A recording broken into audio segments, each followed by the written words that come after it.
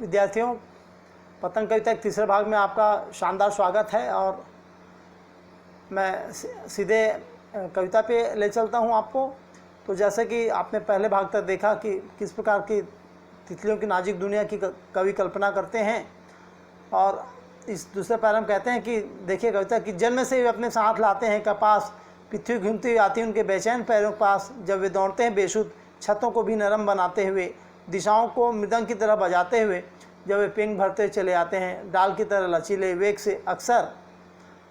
और आगे लिखते हैं कवि कि खतरनाक छतों खतरनाक किनारों तक उस समय गिरनों से बचाता है उन्हें सिर्फ उनके ही रोमांचित शरीर का संगीत। पतंगों की धड़कती ऊंचाइयों उन्हें थाम लेती है महज एक धागे के सहारे, और पतंगों के साथ साथ वे भी उड़ रहे हैं अपने रंध्रों के सहारे। चित्र में आप देख रहे हैं किस प्रकार बच्चे पतंग उड़ा रहे हैं अपनी छतों पर। कितना आनंद और उत्साहमय का वातावरण होगा, इसका निश्चित तौर पर कल्पना की जा सकती है।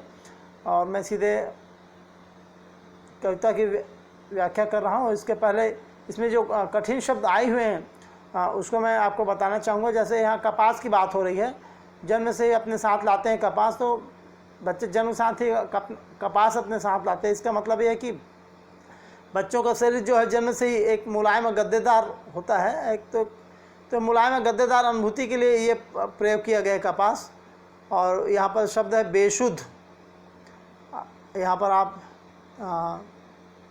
देख रहे हैं कि तीसरी लाइन में है कविता, दूसरे पैर तीसरी लाइन में बेसुध जो है, तो बेसुध माने तल्लीन होना, एक मस्त होना, उसमें खो जाना। और इसमें दूसरे पैर के पांचवी लाइन में देख रहे हैं मृदंग, एक तरह का एक प्रकार का, आपको ये बता दूं कि ये जैसा जो है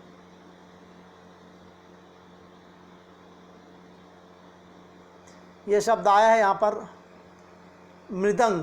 तो मृदंग एक तरह का ऐसा एक वाद्य यंत्र है जिसकी आवाज़ जो है बहुत मधुर होती है।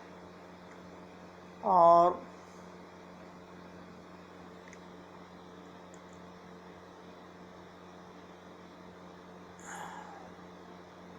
उसके बाद जो है एक शब्द यहाँ पर आया है कि पेंग भरते हैं। तो पेंग भरना यहाँ पर आपको बता दूं कि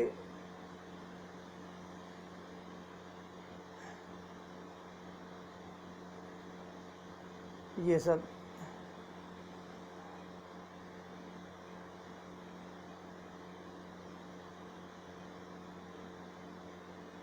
ये पेंग भरना यहाँ पर जो शब्द आया है, तो पेंग भरने का मतलब है एक झूला झूलना। बच्चे एक लचीले जैसे झूल है, एकदम लचक कर जो चलते हैं झूले झूलने के समान, तो उसको यहाँ पेंग, बच्चों की जो मस्ती में जो करते हैं बच्चे झूलते हुए चलते हैं, उसको पेंग भरना कहा गया है। और लचीले वेग माने बड़ी लचीली गति से, ये जो आया है यहाँ पर शब्द लचीले वेग, लचीली गति से लास्ट अंतिम में दिखाई दे रहा है। और रोमांचित, अगले हम यहाँ पर अगर इसमें अगले कविता में यहाँ देखें तो पैरा में कि जो शब्द आया रोमांचित दिख रहा है आपको स्क्रीन पर कि तीसरे इसमें लाइन में रोमांचित माने एक प्रसन्न बड़े खुशी का वातावरण लिए हुए। और संगीत का यहाँ पर जो अर्थ दिया है, शरीर का संगीत मतलब लय मस्त गति का जो संगीत है, जो बच्चे जो अपने आप खेल में मस्त रहते हैं, तो उसको एक संगीत की कल्पना की गई। और शब्द आया है महज। हाँ, तो यहाँ पर जो शब्द आप देखेंगे महज, ये शब्द है महज। महज मतलब है केवल।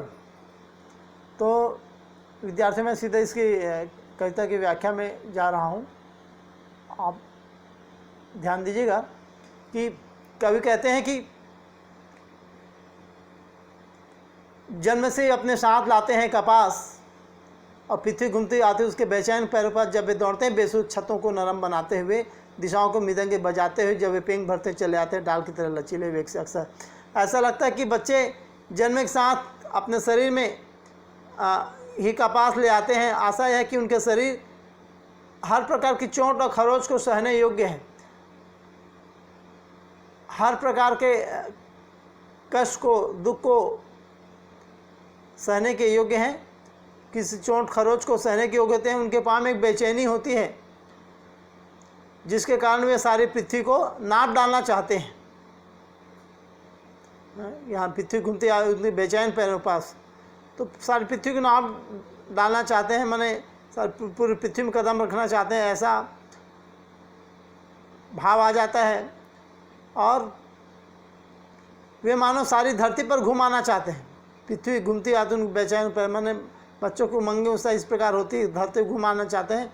वे जीवन में ऐसे बेहोश मस्ती होती है उनके जीवन में कि वे उन्हें धूप, गर्मी, कठोर छत, दीवारों आदि का कोई ज्ञान नहीं होता, क्योंकि कवि ने लिखा कि छतों को भी नरम बनाते हुए, माने छत भी उनको बड़े नरम लगते हैं, कोई कठोर आदि का उनको ज्ञान नहीं होता, और वे कठोर छतों पर इस तरह दौड़ते हैं कि मानो बहुत नरम हो, छतों को नरम बना, दिशाओं की तरह मृदंग बजाते हो। तो इस प्रकार से छतों पर इस प्रकार दौड़ते हैं कि जैसे बहुत नरम हो। उनके नरम पैरों से छतें भी नरम हो जाती हैं, मतलब उनके पैर इतने विद्यार्थी लचीले होते हैं, बच्चों के पैर की छतें भी नरम हो जाती हैं। और उनकी कहते हैं कि दिशाओं को मृदंग की तरह बजाते हुए जब वे पेंग भरते हुए चलते हैं, डाल की तरह लचीले वे एक अक्षर। इसका मतलब है कि जब वो एक आवाज़ करते हुए चलते हैं, जिसको हम कहें कि लयपूर्ण पदचाप, आवाज़ करते हुए जब चलने की जो आवाज़ आती है, तो ऐसा लगता है कि सारी दिशाओं में मृदंग जैसा एक मीठा संगीत गूंजने लगता है या गूंज रहा हो। वे प्राय चलते हैं तो झूला झूलते हुए झोंकों के समान चलते हैं, एकदम उछल कूद करते हुए, इठलाते हुए, झूला झूलते हुए झोंकों के समान चलते हैं। इसी को कहा कहें कि पेंग भरते हुए चले जाते हैं, और डाल की तरह लचीले हुए एक सेक्शन, झूला झूलते हुए झोंकों के समान चले जाते हैं। और कवि ने अगली ये पैराग्राफ में कवि कहते हैं, इसको आप ध्यान से देखिएगा, कि छतों के खतरनाक किनारों तक उस समय से गिरने से बचाता है उन्हें सिर्फ उनके ही रोमांचित शरीर का संगीत, और पतंग की धड़कती ऊंचाई उन्हें थाम लेती महज एक धागे के सहारे।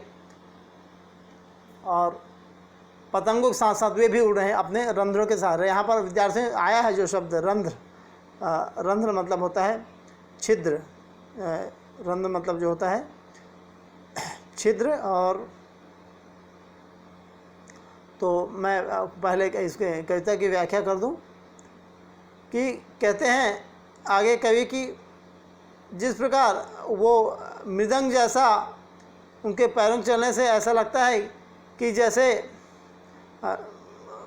वातावरण में मृदंग बज रहे हों, जिससे मधुर ध्वनि निकल रही हो, इस प्रकार वे उनके पैरों के चलने से आवाज़, उनके पैरों से चलने से मृदंग की आवाज़ आती है। कभी आगे कहते हैं कि छतों खतरनाक किनारों तक,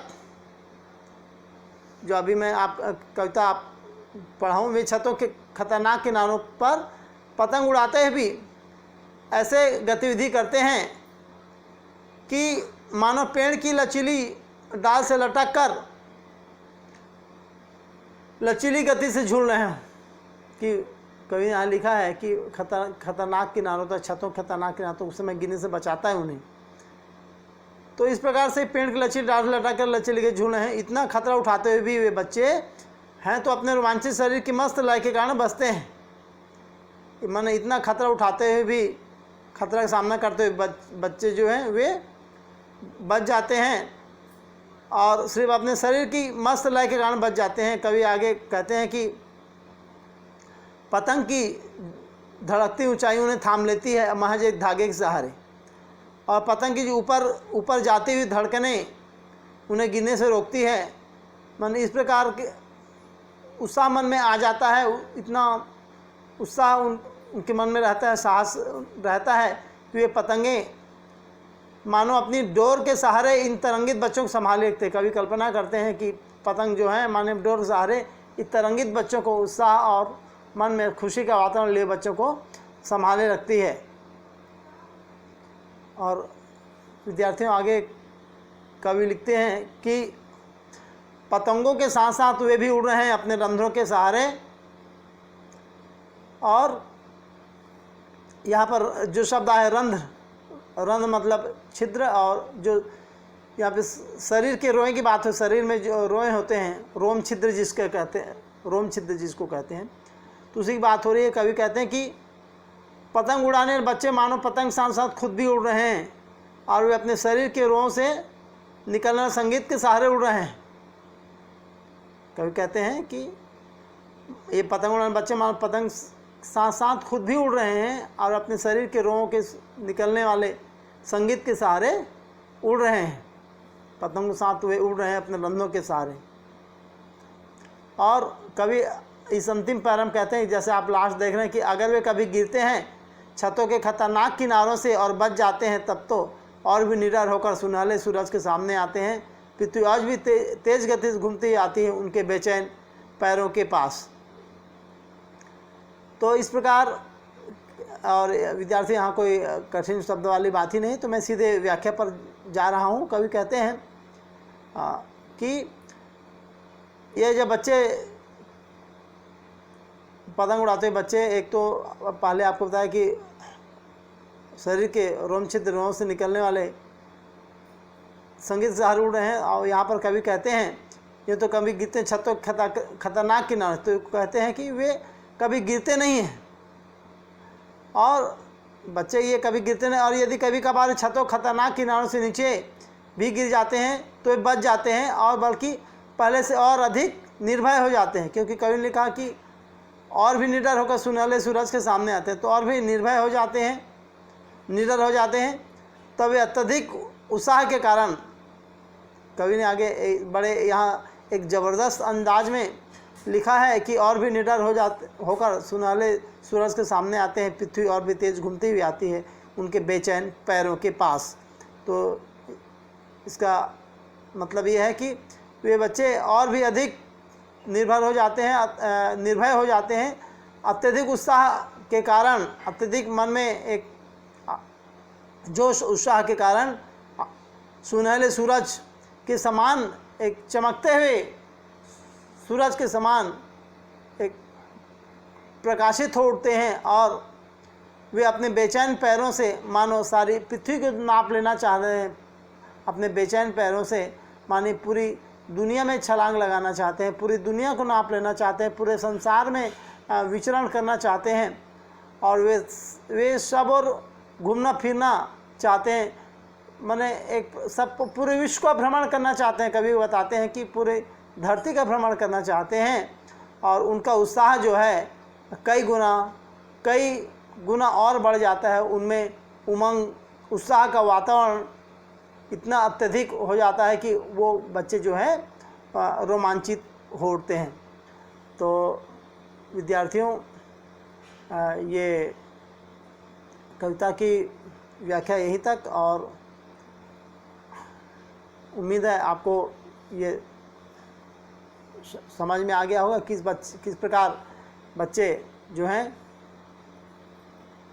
पतंग उड़ाते हुए और रोमांच और उत्साह का एक बड़ा खुशनुमा अनुभव करते हैं। और कवि ने यहाँ पर भादों के बाद जो है शरद ऋतु में किस प्रकार से वातावरण होता है, इसका बखूबी ढंग से वर्णन किया है, विभिन्न बिंबों के माध्यम से, प्रतीकों के माध्यम से। और पतंग उड़ाने के दौरान बच्चों में जो उत्साह होता है, जो उनकी भावनाएं, जो कल्पनाएं होती हैं, उसको यहाँ बड़े एक निराले अंदाज में कवि ने रखा है। और मैं अपनी वाणी को यहीं विराम दे रहा हूँ। जय हिंद, जय भारत।